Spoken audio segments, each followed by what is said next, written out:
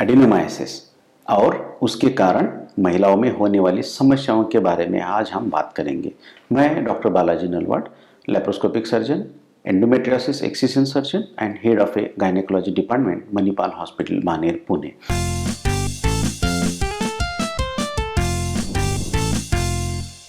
आज कई महिलाएं एडिनोमाइसिस के कारण पीड़ित हैं। डब्ल्यूएचओ के अनुसार अप्रैल माह, हर वर्ष अप्रैल माह पूरी दुनिया में एडिनोमाइसिस अवेयरनेस यानी जागरूकता के माह के रूप में मनाया जाता है। ये एडिनोमाइसिस होता क्या है? बच्चादानी के 3 लेयर्स होते हैं जिसे हम परत कहते हैं। सबसे अंदर वाला जो परत होता है उसे हम एंडोमेट्रियम कहते हैं, जिसमें एंडोमेट्रियम ग्लैंड्स और स्ट्रोमा होता है।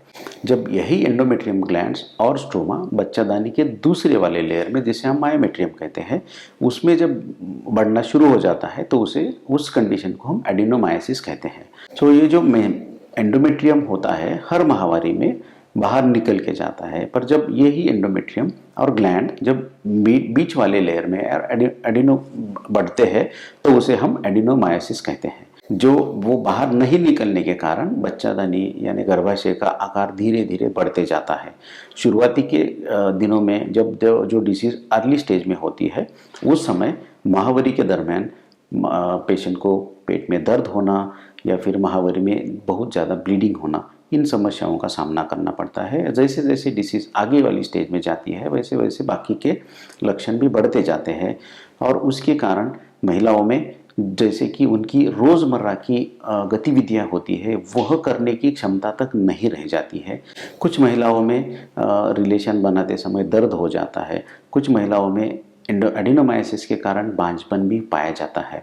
इन सारी चीज़ों से कुल मिला के महिलाओं के शारीरिक, मानसिक, सामाजिक और लैंगिक जीवन पे काफ़ी हद तक असर पड़ता है। इन कुछ महिलाओं में एडिनोमाइसिस होने के बावजूद भी प्रेगनेंसी रह जाती है नेचुरल कंसेप्शन की वजह से। नेचुरल कंसेप्शन जिसे हम कहते हैं, स्पॉन्टेनियस प्रेगनेंसी रह जाती है और उसके बाद थोड़े बच्चों में जो वो पेशेंट रहती है एडिनोमाइसिस की, उनमें प्रीटर्म डिलीवरी यानी कम महीने में डिलीवरी होना, बच्चे का वज़न बाकी बच्चों के हिसाब से कम होना या फिर प्रेगनेंसी में ब्लड प्रेशर बढ़ने की शिकायत आना, ये इन चीज़ों का प्रमाण जो होता है कंपेयर टू नॉर्मल पेशेंट्स के कंपैरिजन में ज़्यादा होता है एडिनोमाइसिस के पेशेंट्स में। और उसके सिवाय जो पेशेंट्स को बांझपन होता है, जिनमें प्रेगनेंसी नहीं रह जाती है, उनके लिए कभी कभी हमें आईवीएफ यानी इन विट्रो फर्टिलाइजेशन, जिसे हम टेस्ट टू बेबी कहते हैं, वो ट्रीटमेंट करनी होती है।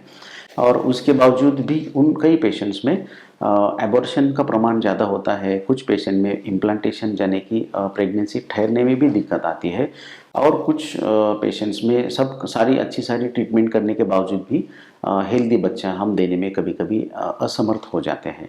इसी के कारण हमें एडिनोमाइसिस की डायग्नोसिस जितनी जल्दी हो सके उतनी करनी चाहिए और डिसीज़ की प्रोग्रेशन रोकने के लिए हमको रेगुलरली मेडिसिन देनी चाहिए और अच्छे से अच्छे सेंटर में प्रेगनेंसी प्लान करके हमको अच्छी केयर देके बच्चे का अच्छा वज़न या बच्चे को पूरा टर्म तक प्रेगनेंसी कैरी करने के लिए प्रयास करनी चाहिए।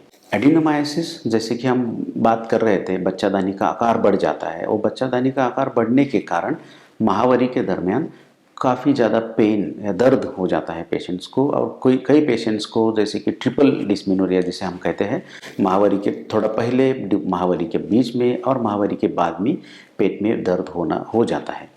कुछ महिलाओं में माहवारी में ज़्यादा खून जाना, जिसे हम मेनोरेजिया कहते हैं, वो भी शिकायत होती है। ज़्यादातर करके महिलाओं में यह गलतफहमी होती है कि माहवारी के दरमियान दर्द होना या फिर एक्सेसिव ज़्यादा ब्लीडिंग होना ये नेचुरल साइकिल का ही एक भाग होता है और वह डिलीवरी के बाद उसमें कमी आ जाती है।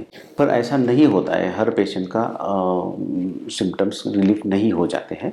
जैसे जैसे डिसीज़ आगे बढ़ती जाती है एडिनोमाइसिस की, वैसे वैसे ये सिम्टम्स जो होते हैं वो सीरियस हो जाते हैं और उन पेशेंट्स में दर्द ज़्यादा होता है, जैसे कि कंटिन्यूस दर्द होना, थ्रू आउट माहवारी के बाद भी दर्द होते रहता है, खून बहुत ज़्यादा जाता है, ज़्यादा दिन भी होते रहता है और ज़्यादा ब्लीडिंग भी होती रहती है माहवारी के दरमियान। और उन सब चीज़ों के कारण पेशेंट जो महिलाएं होती है उनमें जिनकी रेगुलर जो एक्टिविटी होती है, जैसे कि उनकी रोज़मर्रा की गतिविधियां करने में भी कभी कभी कठिनाइयां आती है। कुछ महिलाओं में एडिनोमाइसिस के कारण रिलेशन के समय बहुत ज़्यादा दर्द होता है, जिसके कारण उनकी सेक्सुअल लाइफ, लैंगिक जो उनका ये है वो उस पर भी असर होता है। कुछ महिलाओं में बांझपन का भी प्रॉब्लम आता है। सो इसी के कारण महिलाओं में एडेनोमाइसिस की जो एडवांस स्टेज की डिसीज़ होती है, उसके कारण महिलाओं के शारीरिक, मानसिक, सामाजिक और लैंगिक समस्याओं का बहुत ज़्यादा स्तर तक सामना करना पड़ सकता है। Thank you.